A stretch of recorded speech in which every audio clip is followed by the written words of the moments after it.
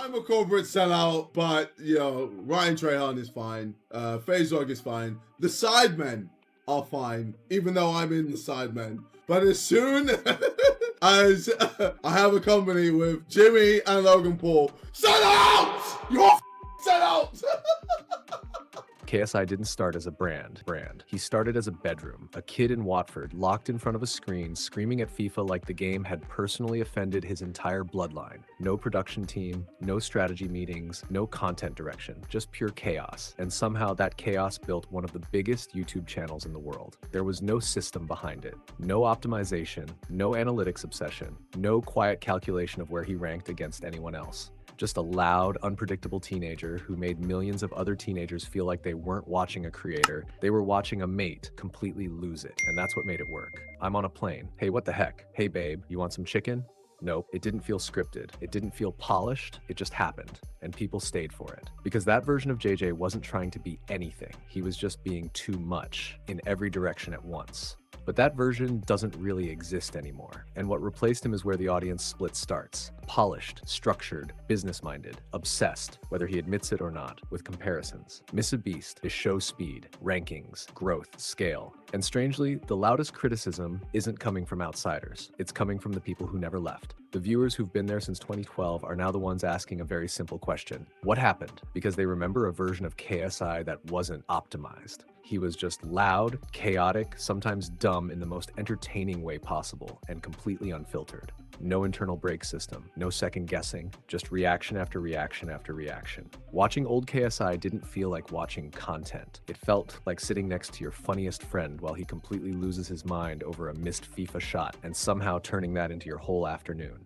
That's the version of JJ that didn't just grow an audience, he defined one. Not through production quality, not through planning, not through format strategy, but by being unmistakably himself at maximum volume. And then somewhere along the line, between boxing, business deals, energy drinks, and constant expansion, that version started fading out. What came after is harder to label, but his audience has already done it for him. Corporate. And in that framing, KSI becomes something very different. To many of his early fans, he now looks like a budget version of MrBeast. And that comparison hits hard because it contradicts everything KSI used to represent. He was never supposed to be MrBeast. He was supposed to be the opposite of MrBeast. Chaos versus structure, instinct versus system, reaction versus production. And now he's operating in the same space he wants to find himself against. To understand why that feels so uncomfortable, you have to rewind to 2012 to 2015. Back to when FIFA wasn't just a game, it was the entire foundation. Not because FIFA itself was exciting, but because his reaction to it was. The roof is on fire. No filter, no restraint, just explosive, uncontrolled emotion over a missed shot, like the game itself had decided to ruin his day personally. And somehow it never felt like performance, it felt real. He wasn't writing jokes, he wasn't building bits, he was just reacting, and people were reacting with him. That's the part people forget when they try to explain that era. It wasn't just funny, it was intimate.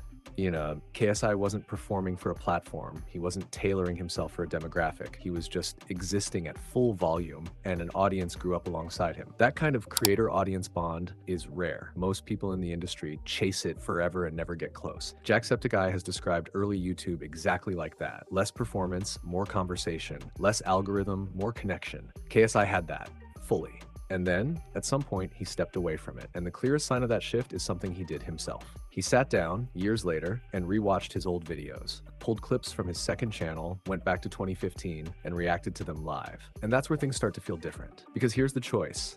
One important detail gets overlooked in all of this. That reaction video KSI made, where he watched his old self, wasn't recent in the way people assume. It was already years old at the time, which means something uncomfortable. The disconnect didn't start recently, it was already there. And when you actually watch it back, what you're seeing isn't nostalgia, it's distance. There's a strange emptiness in the way he looks at those old clips. Not admiration, not pride. More like he's watching someone he used to know but doesn't quite recognize anymore. Old JJ doesn't feel like him in that moment. He feels like another person entirely. And that gap tells you everything. The way he sits, the way he reacts, the way he studies his own old energy, it doesn't match because the energy is gone. You can literally feel the difference between two versions of the same person, one having fun without thinking and one trying to understand what that kind of freedom used to feel like. And if that much distance was already visible back then, it raises a bigger question. How far has it gone now? Because the shift isn't just tonal anymore, it's structural. Old KSI videos still work today because they carry something timeless in them. They weren't built, they happened. That's why the humor still lands. That's why the chaos still feels alive. You don't watch them and think content. You watch them and think moment. But the newer era feels different. It feels assembled, designed first for systems and only second, if at all, for people. And that's where the split begins. The old footage has something that can't really be faked. Unpredictability that comes from being fully present. He wasn't calculating, he wasn't optimizing, he wasn't thinking about growth curves or monthly rankings or who he was competing with. He was just reacting to FIFA, losing his mind over a missed shot and turning that into entertainment without even trying. That was the entire formula, and it worked because it wasn't a formula, it was instinct, and he was genuinely one of the best to ever do it in that style. But that version didn't disappear in one moment. It slowly got pulled apart over time. There was a trajectory to it. First came the diss track era, where content started blending with drama, fries, and drama started becoming the product itself. Then boxing changed everything again. Suddenly, JJ wasn't a YouTuber who boxed. He became a boxer who also did YouTube. Identity shifted, priorities shifted with it. Then came Prime, and that's where the transformation fully locked in. At that point, KSI wasn't just a creator anymore who happened to have businesses. He had become a businessman who still posted videos. And once that switch happens, the content inevitably starts to feel different. Challenge videos, prize formats, highly structured collaborations, the exact type of content popularized by MrBeast, built on systems, retention mechanics, and repeatable structure, now sitting on a channel that was originally built on chaos and spontaneity. And to be clear, those formats work. They work extremely well, but only when the audience expects them. MrBeast viewers didn't come for randomness. They came for structure. They came for scale, for experiments, for engineered outcomes. KSI's audience came for the opposite. So when he uses the same playbook, something subtle breaks. The packaging is there, the editing is there, the production is there, but the feeling is missing. And audiences are quick to notice that even if they can't always articulate it, because what they're sensing isn't just a change in format, it's a change in identity. And that's where the criticism turns sharper. Comment sections started filling with the same kind of sentiment. This feels like a MrBeast knockoff. Why did he leave Sidemen just to do this? And the irony is impossible to ignore. Because this is the same person who once criticized others, especially Vic, for becoming too robotic, too calculated, too algorithm-driven.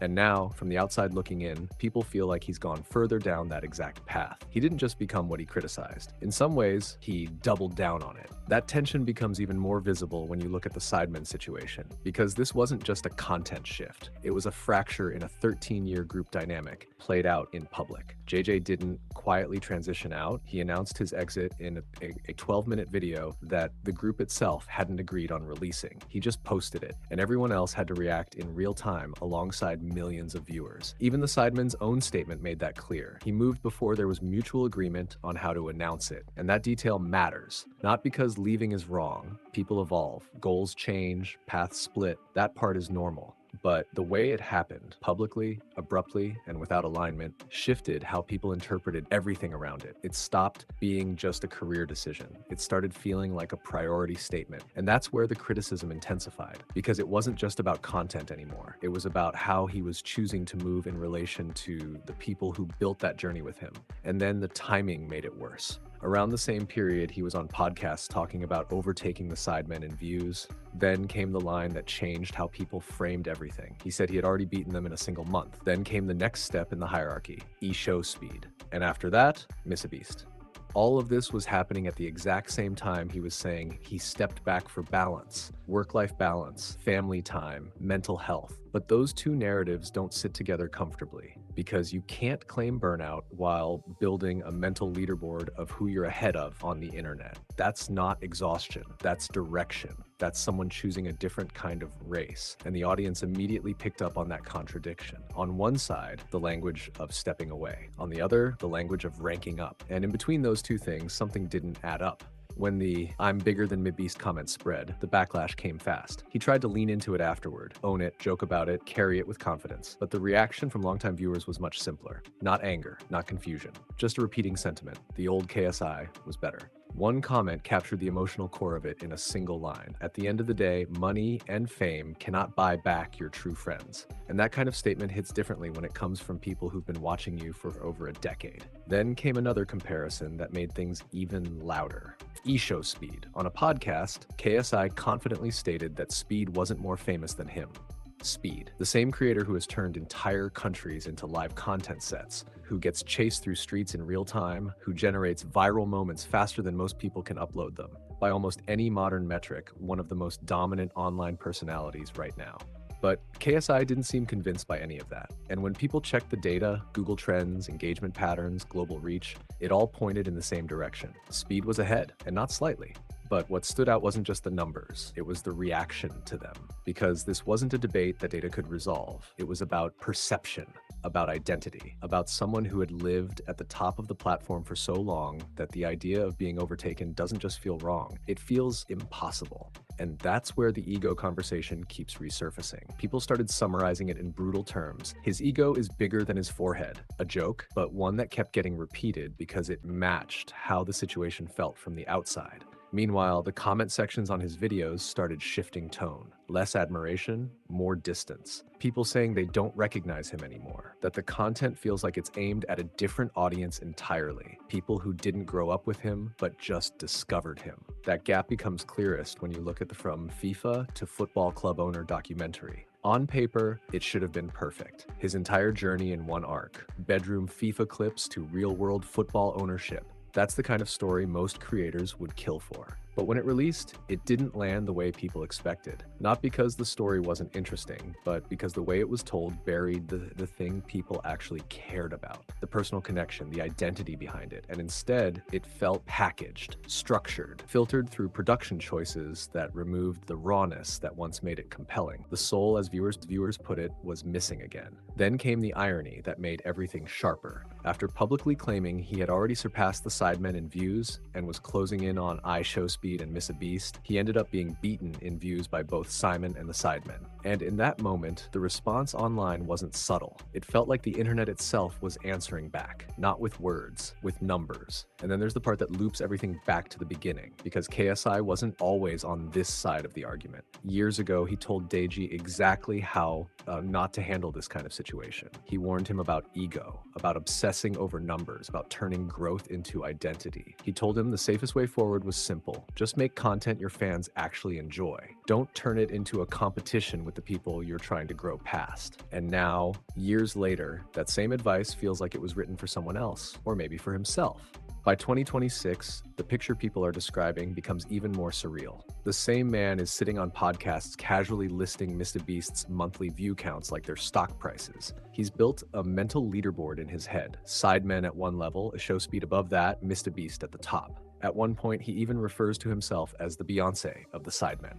And then there's the final contradiction. He announces his exit from the group on YouTube before any mutual plan has been agreed, which, ironically, is almost word for word the exact behavior he once told Deji never to do. The rulebook was never the problem. He didn't lose it. He started using it line by line, checklist by checklist. And that's what makes the cost so sharp when you go back to the beginning. Because in those early days, JJ wasn't calculating anything. There's a version of him in those old clips that feels almost untouchable in hindsight. Not because he was strategic, but because he wasn't. He's in a bedroom, a capture card running, energy through the roof, no plan, no structure, no idea where it's all going. And somehow that uncertainty is exactly what made it work. He wasn't watching analytics, he wasn't tracking competitors, he wasn't thinking about Google Trends or rankings or who was ahead. He was just creating, and it landed instantly because it felt alive. What exists now is harder to define.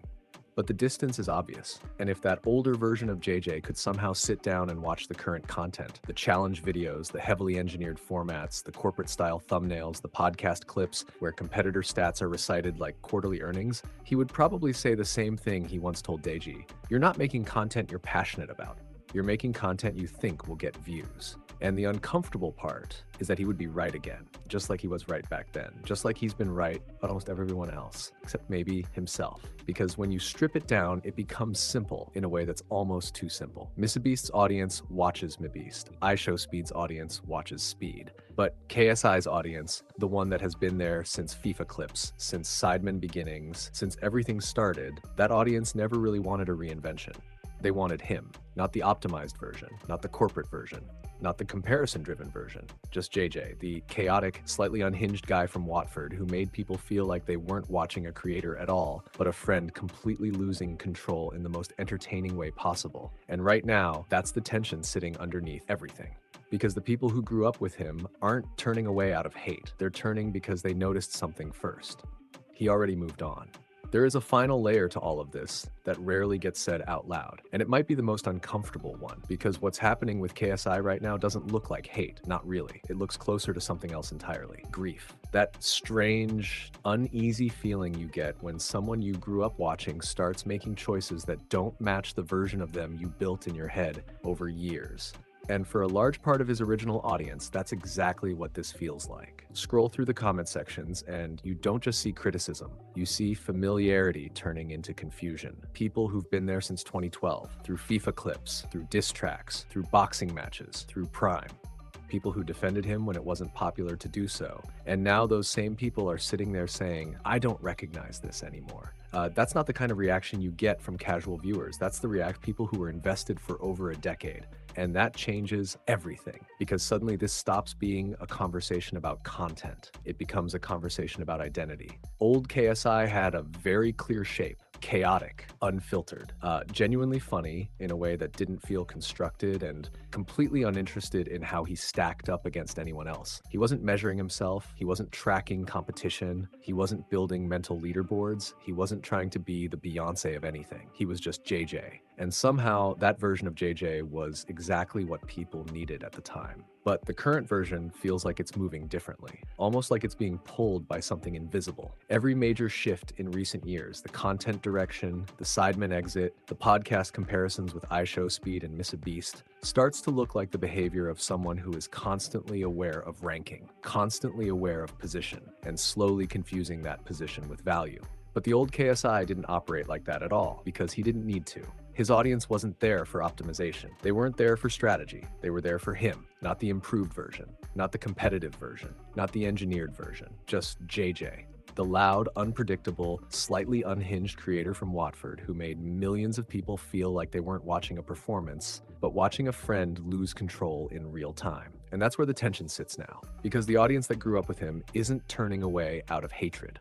They're reacting to distance, to change, to the feeling that the person they followed didn't disappear. He just started looking somewhere else. And that leads to the final, unavoidable question his audience is now left with. Not whether KSI can get bigger, not whether he can compete with MrBeast or iShowSpeed, but whether he can find his way back to the version of himself that never needed to compete in the first place. And the irony is that he already had the answer. He gave it to someone else years ago. He told Deji exactly how to do it. Stop chasing numbers. Stop building identity around comparison. Just make what you actually care about. The rulebook was never wrong. He just stopped reading it when it started applying to him. And now the audience is left waiting, not because they want him to fail, but because they remember exactly what he sounded like when he wasn't trying to win. And that version is the one they still haven't stopped looking for.